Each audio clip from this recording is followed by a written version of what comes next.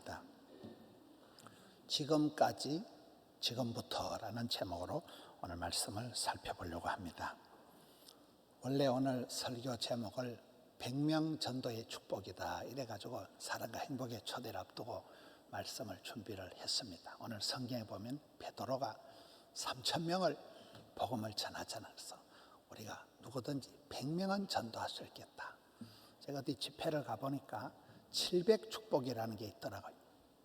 100의 축복이 7가지 시리즈인데, 첫째는 아브라함처럼 100세의 건강, 또 이삭처럼 100배의 결실, 또 백부장의 축복은 종업원을 100명을 거느리는 그런 사업의 축복을 받은 사람을 백부장의 축복이라 하더라고요. 그리고 성경 100독, 저서를 100권을 기록하는 축복, 또 우리 교회 구호처럼 100만 전파, 또 한라에서 백두까지 할 때 복음으로 통일이 되는 그런 축복, 100으로 시작되는 축복 시리즈가 있더라고요. 그 중에 한 가지가 오늘 본문에 나오는 베드로가 혼자 3,000명에게 복음을 전했듯이 우리가 100명은 전도할 수 있겠다는 말씀에 따라서 준비를 하다가 본문을 보니까 이제 본문의 내용을 통해서 하나님께서는 한 사람 베드로를 변화시키기까지 상당한 그런 과정을 통해서 한 사람을 먼저 변화시켜서 그 사람을 통해서 환경을, 주변을 바꾸시는구나. 사람으로 할 수 없는 일이 성령께서 충만하게 역사하셔서 변화된 베드로가 성령행전, 사도행전의 주인공으로 나타나는구나. 그리고 베드로가 복음을 전해서 회개하고 사람들이 세례를 받기까지 케어하는구나. 그리고 한 사람 베드로가 변화되니까 그 당시에 예루살렘 시민이 한 2만 명이었다 하는데 하룻밤 사이에 3,000명이 회개했으니까 예루살렘 성시화가 되었구나. 한 사람이 변화되니까 도시가 달라지고 나라와 문화가 변화되는구나. 그런 4단계로 오늘 말씀을, 지금까지는 내가 어떻게 살아왔든지 간에 지금부터는 변화의 주인공이 되어서 주님의 기쁨이 되는 주님의 일을 해야 되겠다.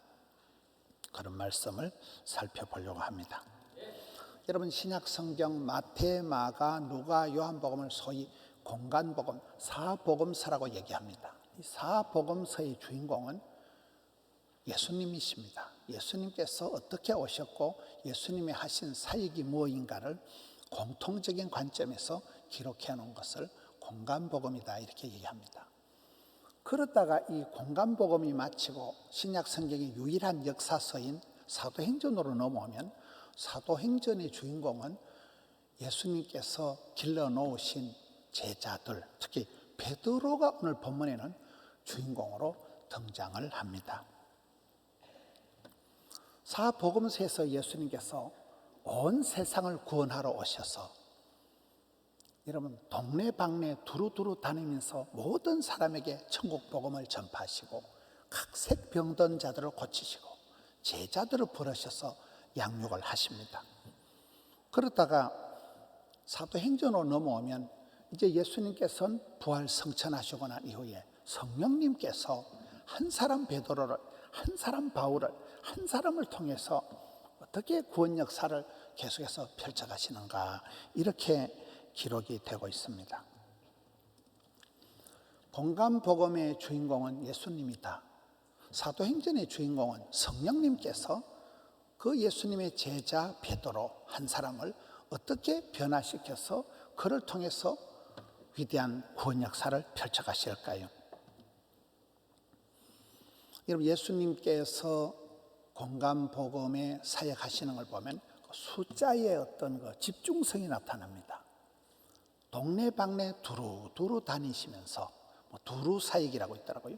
온 동네를 두루두루 다니시면서 차별 없이 닥치는 대로 각색 병든 자들을 다 고쳐주시고 모든 사람에게 천국 복음을 전파하시다가 무리를, 군중을, 다수를, 대중을 상대로 복음을 전하시다가 예수님께서 성찬하실 때는 500명이 직접 눈으로 목도하는 숫자가 나옵니다. 500명.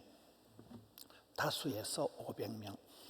그리고 예수님 성천하시고 난 이후에는 120명이 마가의 다락방에 모여서 너희들이 예루살렘을 떠나지 말고 약속하신 성령을 받기까지 기도해라. 그들이 기도할 때 성령이 임하면서 초대교회가 탄생이 됩니다. 예수님께서 사해 가실 때 70명을 전도대로 파송하십니다. 그리고 갈릴리 바닷가에서 12제자를 부르십니다.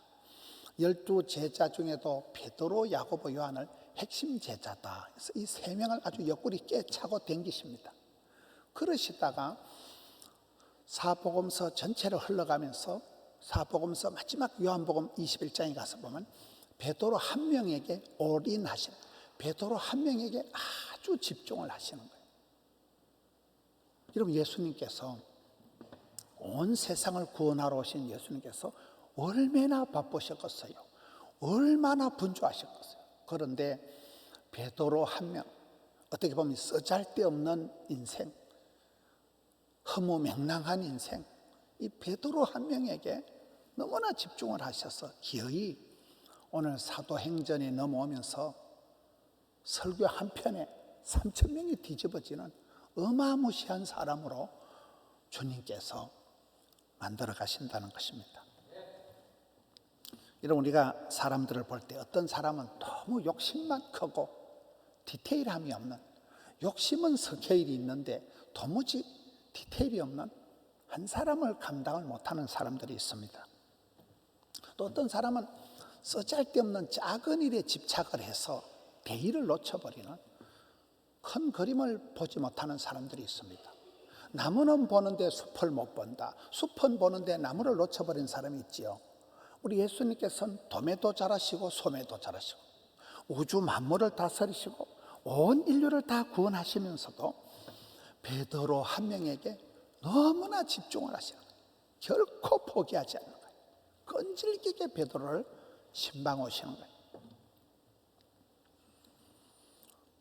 여러분, 예수님처럼 바쁜 사람이 어디 있어요? 3년 안에 온 세상을 구원하셔야 되는데 얼마나 신경 쓰고 만나야 될 사람이 많은데, 어떻게 보면 자격도 안 되는 얼떨떨한 인생이 베드로입니다. 역사의 아웃사이더입니다. 베드로가 무슨 갈릴리 수산고등학교를 나왔어요. 가방끈이 짧습니다. 그저 바닷가에 물고기 잡는 어부에 불과합니다. 그런 베드로를 이제는 사람을 낚는 어부로 만들어 가시는데, 천국 열쇠를 맡기는 사람으로, 수제자로 만들어 가시는 그 예수님의 사랑을 사복음서를 통해서 보게 되고, 이 사도행전에 건너와서부터는 한 사람 베드로가 어떤 역할을 하는가를 보게 되는 것입니다. 베드로가 되기 위해서는 그중에 특별히 베드로의 동생 야고보가 먼저 예수님의 제자가 됩니다. 그 야고보가, 죄송합니다, 안드레가, 제가 이래 설교를 하면 또 집사람한테 혼나요. 맨날 이름도 똑바로 못해가지고 헤매고. 안드레가 먼저 예수님의 제자가 됩니다. 그 안드레가 집에 가서, 형님아, 교회 한번 가보자. 형님, 교회 한번 가보자. 와 보라. 형님 한번 가서 보자고 형님 베드로를 예수님께 대불고 옵니다. 우리가 전도라는 게 그렇습니다. 내가 신학적으로 유창하게 그렇게 복음을 전하는 게 아니에요. 그냥 가서 외치면 되는 거예요. 인도하면 되는 거예요. 선포하면 되는 거예요. 가보자. 한번 가보자. 이게 베드로가 예수님의 수제자가 되는 결정적인 시작이 되는 것입니다. 동생이, 먼저 믿던 동생이 형님 한번 가봅시다 해서 베드로를 인도해서 먼저 된 자가 나중되고 나중된 자가 먼저 된 일이 많은 거잖아요. 여러분, 그 안드레, 베드로의 동생을 보면 그 스타일이 항상 참 멋있는 사람이에요. 예수님께서 오병이어 기적을 베푸실 때 많은 사람들이 안 됩니다. 빵이 없습니다. 먹을 게 없습니다. 택도 없습니다. 어린 반푼이 없습니다. 모든 사람이 안 된다 할 때 안드레만 가서 그 떡조가리, 멸치 대가리 가지고 있는 한 어린아이를 대불고 와서 예수님 앞에 갖다 세운 사람이 안드레입니다. 항상 어려울 때 힘들 때 대안이 되고 항상 여러분 그 결정적인 작은 어시스트가 큰 기적을 만들듯이 이 동생의 전도가 오늘 베드로를 만들어내는 시작이 되는 것입니다. 사복음서 마지막 요한복음 21장이 특별한 말씀이에요. 그 21장에 보면 실패한 베드로, 그 베드로를 예수님께서 다시금 찾아가셔서 변함없는 사랑을 확인합니다. 요한의 아들 시몬아, 네가 나를 사랑하느냐? 3번이나 사랑의 힘으로 베드로의 마음을 감동을 시킵니다. 그리고는 내 양떼를 먹이라, 내 양을 치라, 사명을 부탁하시고 다른 사람 신경 끄고 너는 나를 따르라. 그게 사복음서 요한복음 21장 마지막 장입니다. 그러다가 사도행전으로 넘어오면 이 허물 많은 베드로, 말썽꾸러기 베드로가 위대한 사도로 나타나서 여러분 그가 도무지 말귀를 못 알아듣고 어긋장을 놓고 예수님 가르치는 것하고는 거의 반대로 생활하던 베드로가 우리가 사람을 대할 때 베드로처럼 성장 속도가 느린 인간 참 상종하기 힘듭니다. 속 터집니다. 예수님께서 십자가 지실 때까지 베드로는 예수님을 몰랐어요. 주님의 제자의 어린 반푼수도 안 되고 주님을 배반하고 부인하고 저주하고 도망친 제자였습니다. 그런 제자가 예수님의 십자가 이후 부활 성천하신 이후에 성령의 감동을 받고 변화가 되는 것입니다. 사람도 익어간다는 말이 있습니다. 우리 교회 오늘 2부 예배 여기 앞자리에 예배 드리고 간 분이 김경자 권사님이에요. 그 수필가 김경자 권사님 지은 책 제목이 사람도 익어간다는 그런 책입니다. 한 사람 이 베드로가 주님을 만나고 믿음이 자라고 변화가 되어서 오늘 사도행전의 위대한 사역을 감당하는 이런 사도로 쓰임받기까지는 많은 세월이 흘렀다는 거예요. 여러분 우리가 베드로 한 사람을 보면 그의 어떤 자질이나 경력이나 그의 어떤 성품이 좋았다고는 도무지 생각이 안 됩니다. 그런 어떻게 보면 잉여인간이요 쓰잘데없는 인간 베드로 한 사람을 끝까지 포기하지 않으시고 놀라운 사랑으로 한 번도 조건 반사적인 사랑이 아니에요. 일방적인 사랑, 무조건적인 사랑을 쏟아부어서 기어이 변화시키는 그 예수님의 모습, 예수님의 사랑을 보면 어떤 인간이라도 가망 있는, 사람은 써면 달고 삼키면 뱉고 하여튼 이런 게 잘 안 돼요. 사람은 그런 식이지만 우리 주님은 한 번 부르신 사람을 기어이 하나님의 사람으로 만들어내신다는 것입니다. 하나님의 은사와 부르시면 후회하심이 없습니다. 이 사도행전 2장에 와서 무식하던 베드로가 설교를 하는데 3,000명이 뒤집어지고 많은 사람들이 웃자고 우리가 웃자면 좋겠노 이렇게 시대의 질문에 대안이 되고 그가 너무나 당당하게 나서서 시대의 문제를 해결하는 그런 사람이 되는 것입니다.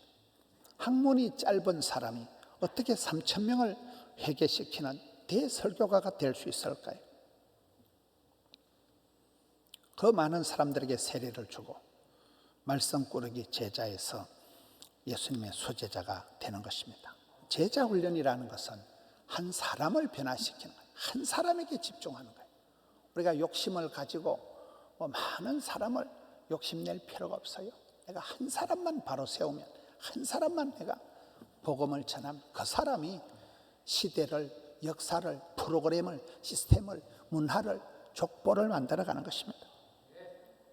그래서 삶은 속도보다 방향이 중요하다 이런 말이 있습니다.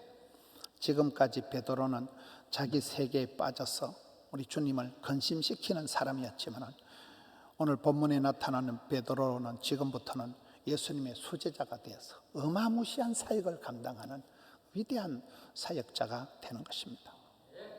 여러분 우리가 지금까지 살아온 것을 뒤돌아보면 감사한 것도 많지만 부끄럽고 후회 막급한 일들이 많습니다. 그래서 신앙생활은 날마다 때마다 일마다 계도 수정을 해야 되는 거예요. 나는 도대체 어디로 가고 있는가? 어떤 길은 사람의 보기에 바르나 필경은 사망의 길이 있습니다. 넓은 길, 꽃길인 것 같지만 그건 망할 길이 있고, 좁은 길이요, 협착한 길이요, 영문 밖의 길이요, 고난의 길 같지만은 생명의 길이 있는 것입니다. 도대체 나는 어디쯤 가고 있는가? 이 베드로의 고백이 쿠어바디스, 주님 어디로 가십니까? 주님이 가시는 길과 내 길이 다를 때는 중간에 베드로와 같이 물어봐야 됩니다. 주님 어디로 가십니까? 나는 어디쯤 가고 있을까요? 나는 누구의 제자입니까? 난 누구를 따라가는 사람입니까? 나는 과연 제자인가? 예수님의 제자인가? 하나님의 사람인가? 마귀의 종인가? 나는 천국 시민권자인가? 유치찬란한 소시민적인 내 인생을 내가 살아간다고 큰소리치는 사람인가? 그 사람의 고민거리를 보면 다릅니다. 하나님의 나라가 내가 고민이 되는가? 하나님의 나라, 천국에 대한 관심이 내한테 있는가? 옛날 내 새끼, 내 돈, 내 건강이 내 관심거리인가를 물어봐야 되는 것입니다. 오늘 말씀을 통해서 사복음서를 통해서 베드로 한 명을 변화시키기까지 우리 예수님께서 얼마나 참으시고 얼마나 기다리시고 얼마나 눈물을 쏟으시고 피 흘리시기까지 기어이 한 사람 베드로를 변화시키는 것이 온 세상을 구원시키는 이 위대한 구원 역사 못지않게 우리 주님 손에서는 대단히 도매도 잘하시고 소매도 잘하시는 주님, 그 주님이 우리의 주님이기 때문에 저와 여러분도 주님 한 분만으로 충분한 것입니다. 두 번째는 성령의 충만함을 받기까지입니다. 지 마음대로, 지 생각대로, 혈기대로 살아오던 베드로가 사도행전에 와서 보면 이제 성령의 사람으로 변모되어 가는 것이 있잖아요. 사도행전 1장 8절에 오직 성령이 임할 때 너희들이 권세와 능력을 받고 땅끝까지 예수님의 정인이 될 것이다. 너희들이 이 예루살렘을 떠나지 말고 약속하신 성령님을 기다리라 해서 마가의 다락방에 모여서 120명이 마음을 같이하여 오로지 기도에 힘쓸 때 성령님이 임하십니다. 2장에 가서 보면 오순절에 성령의 충만함을 받고 성령이 말하게 하심을 따라 베드로가 일어나서 설교하는 것이 오늘 본문의 내용입니다. 여러분, 우유부단하던 그 사람, 너무나 감정적인 그 사람 눈치를 보던 그 사람, 무식하기 짝이 없었던 베드로가 오늘 본문에 보면 도무지 사람을 두려워하지 않고 천국 복음을 담대하게 선포하는데 사람들이 뒤집어지는 거예요. 회개의 역사가 일어나는 거예요. 그것은 성령님만이 사람의 마음을 감화 감동시키기 때문에 그렇습니다. 힘으로, 능으로, 깡으로, 돈으로 안 되고 성령님께서 하시는 것입니다. 자기 감정과 혈기로 살아오던 한 사람 베드로가 성령의 강력한 감동을 받고 일으키는 역사가 성령행전, 사도행전, 베드로가 주인공인 것 같지만은 그 베드로를 이끌고 가시는 성령님의 역사를 보게 되는 것입니다. 사복음서에 나타나는 베드로는 너무도 인간적인 자기 감정에 충실한 사람입니다. 그러나 사도행전의 베드로는 온통 성령의 이끌림을 받는 영에 속한 사람입니다. 이런 많은 사람들은 자기 감정선을 벗어나지를 못합니다. 그래서 감정 소모가 너무나 심해서 날마다 피곤한 인생을 살아가기가 쉽습니다. 한국 사람은 수 틀리면, 감정 상하면 천당도 안 간다 이러잖아요. 지금까지는 감정에 충실한 육에 속한 삶을 살았다면 그것으로 족하지 아니한가? 지금부터는 제발 좀 이제는 감정의 노예가 아니라 이제는 성령님을 의지하는 삶을 살아가는, 여러분 성경의 전체를 보면 성령님을 해방하지 마라, 성령님을 근심되게 하지 마라, 성령을 소멸치 마라. 오직 성령의 충만함을 받을 때 시와 찬미와 신령한 노래가 터져나오고 피차 복종하고 범사에 감사하고 자녀들이 순종하고 사랑하고 존경하고 멋진 인생이 되어지는 것입니다. 저는 성령 충만할 때는 감기도 안 걸린다고 봐요. 성령 충만하면 가슴이 불이 나고 뜨거운데 여러분 감기도 안 걸리는 코로나 아무 상관없습니다. 마귀가 역사하면 악령이 역사하면 뱀이 설치면 뱀은 냉혈이라니까요. 싸해지는 거죠. 성령은 불처럼 바람처럼 생수처럼 역사하기 때문에 여기에 베드로의 사역은 성령의 이끌림을 받는 사역이니까 상상할 수 없는 강력한 일을 하게 되는 것입니다. 열왕기하 4장에 가서 보면 한 불쌍한 과부가 엘리사에게 와서 하소연을 합니다.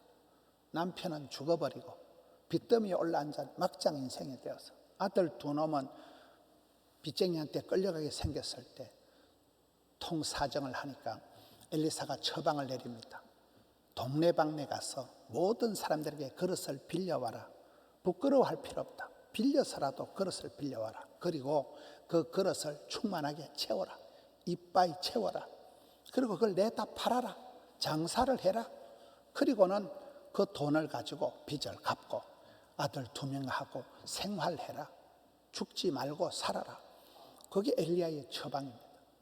우리 신앙생활도 그렇다고 심령이 가난한 사람, 배가 고픈 사람, 주님 앞에 부르짖고 간구해서 빌려서 와도 채우는 것입니다. 누가복음 11장에 보면 성령의 충만을 받는 3단계가 나와요. 구하라, 찾아라, 두드리라, 사모해라, 갈급해라. 구하는 게 첫째 단계입니다. 목마른 사람이 샘을 파는 것이잖아요. 두 번째 단계는 구하는 자는 반드시 좋은 것을 받는다는 거예요. 기도할 때 응답받고 소원이 있을 때 소원 행구로 밀어붙이고 하나님은 꿈을 주시고 그 꿈을 성취하시는 분이시잖아요. 구하는 자는 반드시 하나님께서 좋은 것을 받는데 갑자기 13절 누가복음 11장 13절에 보면 구하는 자에게 좋은 것을 성령을 주시지 않겠느냐. 여러분 가장 좋은 것은 성령님이라는 거예요. 성령이 오실 때 영안이 열리고 성령이 오실 때 사람이 못할 일을 하기 때문에 우리는 육에 속한 사람, 감정선에 매여 있는 사람이 아니라 이제는 성령님이 인도하시는 성령의 충만함을 받을 때 그때야말로 멋진 사람이 된다는 것입니다. 오늘 본문 38절에 베드로가 이르되 너희가 회개하여 각각 예수 그리스도의 이름으로 세례를 받고 제사함을 받으라. 그리하면 성령을 선물로 받게 된다는 것입니다. 인간적인 수고와 노력은 한계가 있고 후유증이 있고 뒤끝이 좋지 않습니다. 성령님이 하시는 일은 항상 뒤끝이 앞끝이 좋아요. 그래서 사도행전은 그런 허물 많은 베드로의 자충우돌하는 그런 감정적인 이야기가 아니라 성령 행전이 되고 성령의 감동을 받은 성령의 충만함을 받은 베드로가 얼마나 위대한 사역자가 되는가를 보여주고 있는 것입니다. 우리가 지금까지는 감정의 노예로 살아갔다면 지금부터는 성령의 인도함을 받는 사람이 되어야 되는 것입니다. 41절에 그 말을 받은 사람들은 세례를 받으며 이날의 신도의 수가 3,000이나 다하더라. 세 번째 우리가 살펴보는 것은 세례를 받기까지입니다. 이런 본문에서 사람들이 회개하고 세례를 받는데 세례는 죄 씻음을 받는 것입니다. 예수를 믿으면 죄 사함을 받는 것입니다. 죄의 문제를 해결할 분은 예수님밖에 없습니다. 세례를 받을 때 그 사람이 정식 교인이 되는 것입니다. 여러분 우리가 전도를 해서 그 사람을 계속해서 돌보지 않으면 여성이 아기를 가졌다가 임신을 했다가 유산하는 것 같다 이런 말이 있더라고요. 한 사람이 천국 복음을 듣고 교회를 출석하고 예수님을 믿고 세례를 받기까지 그 사람의 삶의 전 영역을 우리가 끝까지 케어해 줘야 된다. 세례를 받기까지 인도해 줘야 된다는 것입니다. 그래서 원래 오늘 700 축복, 100명 전도의 축복, 베드로는 오늘 본문에 3,000명을 복음을 전했으니까 그렇게 오늘 본문을 저는 준비를 했었습니다. 여러분 예수님께서는 30년 동안 가만히 계시다가 30살에 세례를 받으시고 난 이후에 그때부터 공생의 사역을 본격적으로 하시게 됩니다. 세례를 받는 것은 형식적인 것 같지만 예수님은 형식도 율법도 완성하러 오신 분이신 것입니다. 한 사람에게 복음을 전하는 것은 그 영혼을 끝까지 책임지는 것입니다. 내가 말씀을 읽고 말씀을 듣고 말씀을 지킴으로 내 믿음이 자라고 내가 어떻게 기도와 찬양을 통해서 하나님께 예배를 드리는가를 보여주는 것입니다. 그 사람의 인생관이, 가치관이, 세계관이 성경적으로 변화될 때까지 기독교 교육은 가르치는 것이 아니고 보여주는 것입니다. 우리가 믿음의 선배들, 또 부모님들, 앞서간 세대들을 보고 배우는 것입니다. 아, 저분은 저렇게 주님을 믿는구나. 저분은 저렇게 주의 일을 하는구나. 베드로 한 명이 변화되기까지, 베드로 한 명이 성령 충만 받기까지, 베드로가 이 많은 사람들에게 세례를 베풀기까지 어떻게 역사하는가를 우리 본문을 통해서 보게 됩니다. 이런 변화된 베드로 한 명이 3,000명을 변화시키는데 이 말씀은 뭘까요? 환경을, 도시를 뒤집어 놓는다는 것입니다. 이런 그 시대 예루살렘 시민이 전체가 한 2만 명밖에 안 됐는데 하룻밤 사이에 3,000명이 해결을 했으니까 완전히 도시가 성시화된 것입니다. 나라가 바뀌는 것입니다.